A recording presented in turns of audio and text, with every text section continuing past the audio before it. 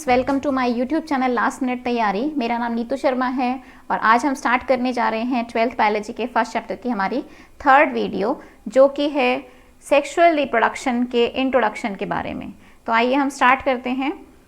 Sexual reproduction हम discuss कर चुके हैं, जिसमें दो पेरेंट्स का इन्वॉल्वमेंट होगा, गैमीट की फॉर्मेशन होगी।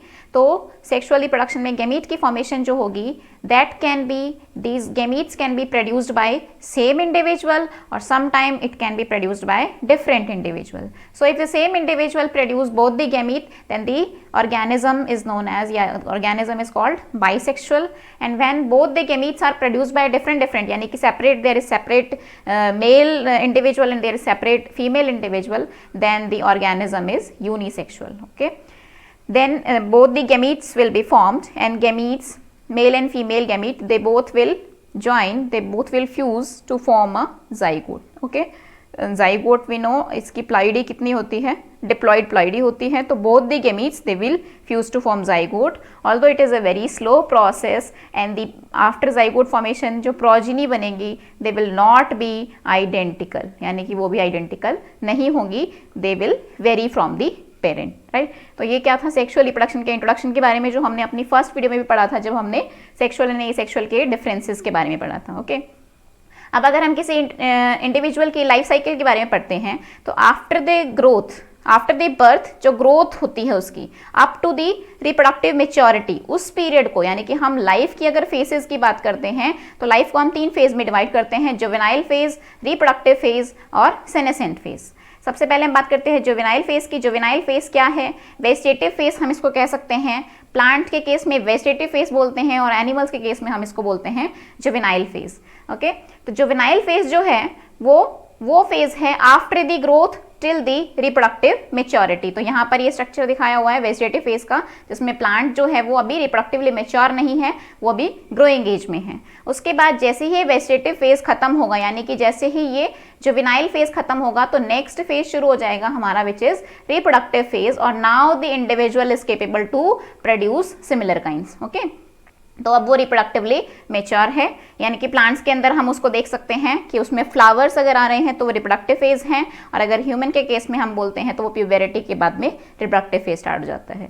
उसके बाद रिप्रोडक्टिव फेज के बाद जो नेक्स्ट है वो है हमारा सेनेसेंट फेज। सेनेसेंट फेज क्या है? इसको हम ओल्ड एज भी कह सकते हैं, और इसमें हमारा जो मेटाबॉलिज्म है वो स्लो हो जाएगा, फिजियोलॉजी हमारी डाउन हो जाती है, और अल्टीमेटली सेनेसेंट फेज के बाद जो आती है वो होता है डेथ। ओके, तो अगर हम फेज ऑफ लाइफ को बोले तो वो 3 हैं, जुवेनाइल, रिप्रोडक्टिव और सेनेसेंट फेज।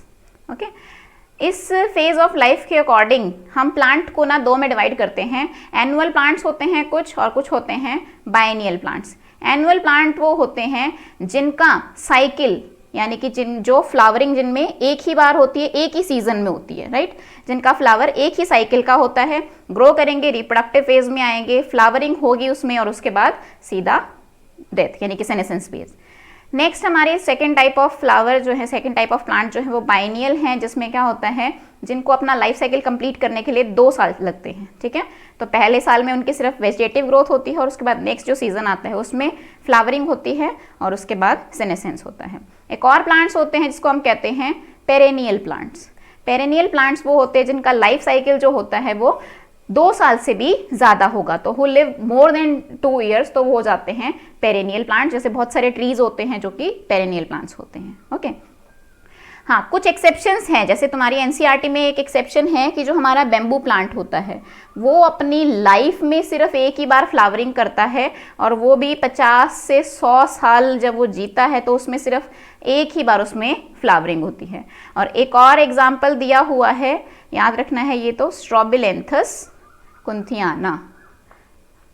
ओके, ये इसका अगर हम कॉमन नेम की बात करें तो स्ट्रॉबिलेंथस कुंथियाना जो है ये क्या है, नीला कुरिंजी है, और ये 12 साल में इसमें एक बार फ्लावरिंग होती है। तो ये कुछ एक्सेप्शंस है, अदरवाइज हम प्लांट्स को डिवाइड करते हैं इनटू एनुअल, बायनियल और पेरेनियल प्लांट्स। ठीक है, एनिमल्स के केस में अगर हम बोलते हैं कि वो रिप्रोडक्टिवली मेच्योर है, ये तो फ्लावरिंग हो गया प्लांट्स के केस में। अगर हम एनिमल्स के केस में बात करते हैं, रिप्रोडक्टिव मेच्योरिटी के टाइम पर जो फीमेल्स होती हैं लाइक एनिमल्स में जो फीमेल्स होती है उनके रिप्रोडक्टिव ट्रैक्ट में उनके एक्सेसरी जो डक्ट्स होती हैं उनमें कुछ चेंजेस होते हैं after the onset of puberty या reproductive maturity when they get. तो वो जो हम कह सकते हैं कि वो जो चेंजेस होते हैं उसको हम उसके अकॉर्डिंग ऑर्गेनिजम्स को, एनिमल्स को हम डिवाइड करते हैं दो में। कुछ ऐसे होते हैं जिनमें क्या होता है, मेंस्ट्रुअल साइकिल होते हैं, और कुछ ऑर्गेनिज्म होते हैं जिनमें ईस्ट्रस साइकिल होता है। तो आइए हम दोनों के थोड़े से डिफरेंस के बारे में देख लेते हैं। जो मेंस्ट्रुअल साइकिल है वो होता है प्राइमेट्स में। प्राइमेट्स क्या होते हैं, जो ह्यूमन जैसे दिखते हैं, मंकी, एप्स, ह्यूमन, जिनके पास थोड़ा ब्रेन होता है, जो अपने लिम्स को यूज करते हैं, ठीक है। और जो नॉन प्राइमेट्स होते हैं जैसे cow, sheep, rats, deer, dogs, इनमें कौन सा साइकिल होता है, ईस्ट्रस। दोनों ही साइकिल क्या है, रिप्रोडक्टिव ट्रैक्ट में, रिप्रोडक्टिव ऑर्गन्स में changes after the onset of puberty या उसके बाद आफ्टर गेटिंग रिप्रोडक्टिव मेच्योरिटी, जो चेंजेस होते हैं वो उनको उसके अकॉर्डिंग हम उसको मेंस्ट्रुएशन वाला होते हैं और ईस्ट्रस साइकिल वाले होते हैं। मेंस्ट्रुअल साइकिल में कुछ फेजेस होते हैं, जैसे menstrual phase, proliferative phase, secretary phase, जबकि ऐसा ईस्ट्रस साइकिल में कुछ नहीं होता है। सिर्फ एक हीट पीरियड होता है जिसमें ये कंसीव कर सकते हैं और उसके बाद एक नॉन ईस्ट्रस फेज होता है, ठीक है। मेंस्ट्रुअल साइकिल में जो है ब्लड फ्लो होगा, लेकिन यहाँ पर ब्लड फ्लो नहीं होता है, ठीक है। तो ये मेंस्ट्रुअल और ईस्ट्रस साइकिल का जो डिफरेंस है वो इस तरीके से है। उसके बाद हमारा लास्ट जो फेज आता है वो हमारा कौन सा होता है, सेनेसेंट फेज। और सेनेसेंट फेज जो है इसको हम ओल्ड एज कह सकते हैं, और इसमें हमारी बॉडी के मेटाबॉलिज्म जो होगा वो बिल्कुल स्लो हो जाएगा। और इस सेनेसेंट फेज में जो फैक्टर्स रिस्पॉन्सिबल होते हैं वो एक्सटर्नल फैक्टर भी होते हैं और इंटरनल फैक्टर होते हैं। इंटरनल फैक्टर यानी कि हमारे जो हार्मोन्स होते हैं वो अल्टीमेटली जो है हमारे सेनेसेंस को लेकर आते हैं। तो ये जो हमारे तीनों फेज हैं, यानी कि अगर हम जुवेनाइल फेज की बात करें, जुवेनाइल से हमारा रिप्रोडक्टिव फेज और लास्ट में सेनेसेंस फेज, हर एक फेज से एक से दूसरे में जाने के लिए both external and internal factor are responsible, और उसकी वजह से ये हमारा पूरा साइकिल कंप्लीट होता है, ठीक है। तो ये था हमारा आज का short introduction of sexual reproduction. आपको अगर ये नोट्स चाहिए तो आप हमारी ड्राइव पर, मतलब डिस्क्रिप्शन जो होगा वीडियो का, उसमें ड्राइव का लिंक होगा, वहाँ से आप डाउनलोड कर सकते हैं।